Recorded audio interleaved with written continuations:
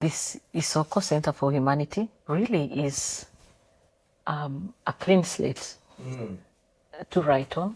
We are building a campus in Rwanda, in a very beautiful place with a lake and mountains. I mean, it's so beautiful. We want to put in place a space where peace builders can think of new ideas, think of new ways of dealing with what's going on in the world, but also reflect on what the foundation you've laid, and then find solutions to very practical issues that are going on. And in that space, we see you as strongly influencing as you've influenced the peace building world, you being the father of conflict analysis. And then we are also creating in that same space a museum for the future. So this museum for the future will be looking at where are those peace agreements that worked and how do they look like? How did Rwanda develop, with its homegrown methods? How did it recover from genocide to the extent that people openly talk about reconciliation? It is so exciting. Yeah. A new kid on the block. Whatever it says is less important than the fact that it is there, and then over time what it does.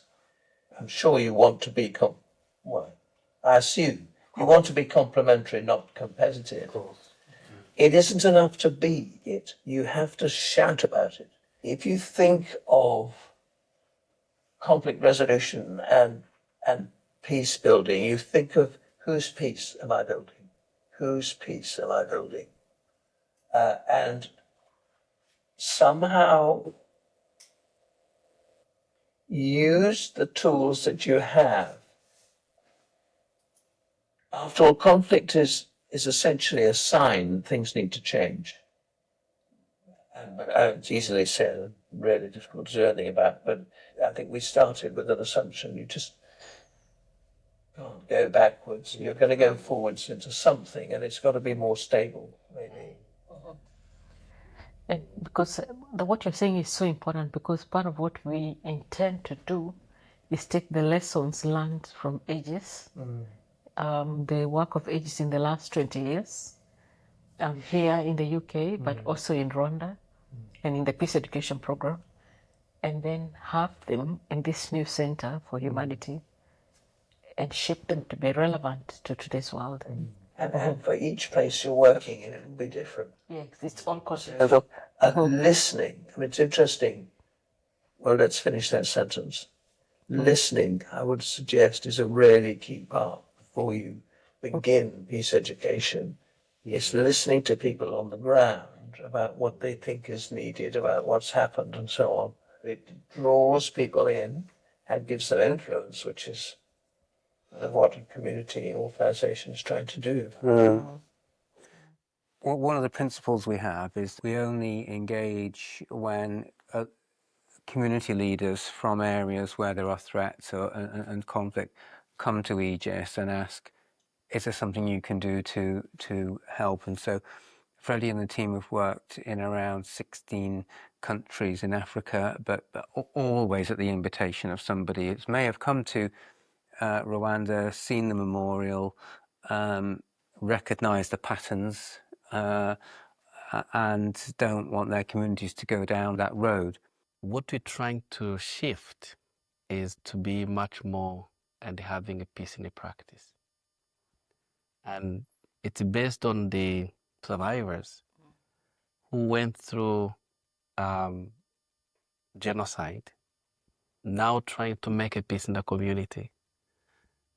Survivors and perpetrators say, we live together today, and we have gone through the reconciliation and forgiveness process. How can we share it to the world? That's actually the rationale of having a center based in Rwanda, because we want people to come and be guided by survivors and perpetrators who went through this process of making peace together and live it together side by side again.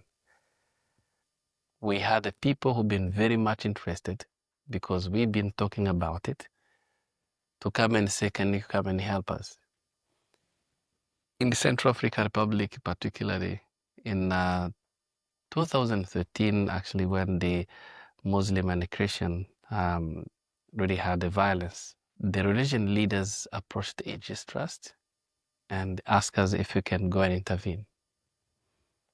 I remember when I went to one of the mosques, giving my testimony, talking about how I lost my parent and my siblings, and talking about how I end. Of course, it took long, but at the same time, I've forgiven my perpetrators. A lady in a mosque, her name is Aisha. She stood up and said, if you can forgive people who killed your family, I'm happy to forgive the person who killed my child. And that was really direct effect. Our desire to share the good news of peace, the peace in the practice. Here is the expert. Yeah. Very well. Yeah. I would be interested in exploring with you, let's put it like that, how to make that message tailored for those who can either organize a response or in some way make sure it's heard by the leadership. We're not leading, actually, but we are a resource for them to find their own leadership. And we will really be conscious of not extracting knowledge and people who really would be better for all points of view where they are, and strengthen them, support them, and give them, if necessary, a bit of rest space, but always recognizing that the center is the globe, really, and you are a part of the globe. And you're never confined by that beautiful spot just outside what's going to be the airport. But you know, you've got to be somewhere. So I think that's one awareness I would want to have. Would you consider being an advisor to the Isōko Center for Humanity? Please. We won't take too much of your time. I would certainly consider it. Thank you so much.